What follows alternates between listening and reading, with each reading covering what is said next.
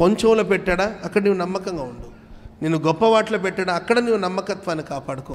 ఆ నమ్మకస్తుల మీదకి దీవెన ఎలా వస్తుందో తెలుసండి, మెండుగా దేవుని దీవెన వస్తుంది. బైబిల్ సెలవిస్తుంది, ఆయన మాటలు ఎవరైతే వింటారో వాళ్ళందరి మీదకి దీవెన వచ్చి వారికి ప్రాప్తిస్తుంది.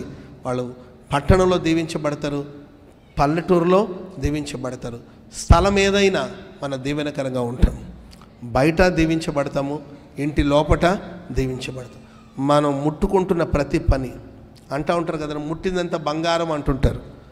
ముట్టిందంత బంగారం అంటే అవన్నీ జరిగే పనులు కదా. ముట్టుకుంటే వస్తువులు బంగారం కాదు, కానీ నీ చేతితో ఏ పనిని ముట్టుకొని ఆ పని జరిగిస్తావో ఆ పనుల మీద దేవుని ఆశీర్వాదం దిగి వస్తుంది. దేవుని ఆశీర్వాదం దిగి వస్తుంది. హల్లెలూయా. ప్రజలు శత్రువులు నీ మీద గుంపుగా కూడి వచ్చిన వాళ్ళ గుంపును దేవుడు చెదరగొడతాడు, అంతేకాదు.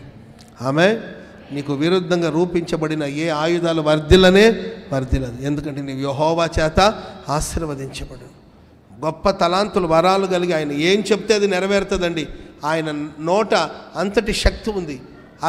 అలాంటి ఒక వ్యక్తి ఇశ్రాయేలు ప్రజలను శపించాలని శాపవచనాలు పలకపోతుంటే శాపవచనాలన్నీ ఆశీర్వచనంగా మారిపోయింది. ఆమెను చెప్పండి గట్టిగా. హల్లెలూయా. మాట మారిపోయింది, ఆశీర్వచనాలు పలకగలిగాడు.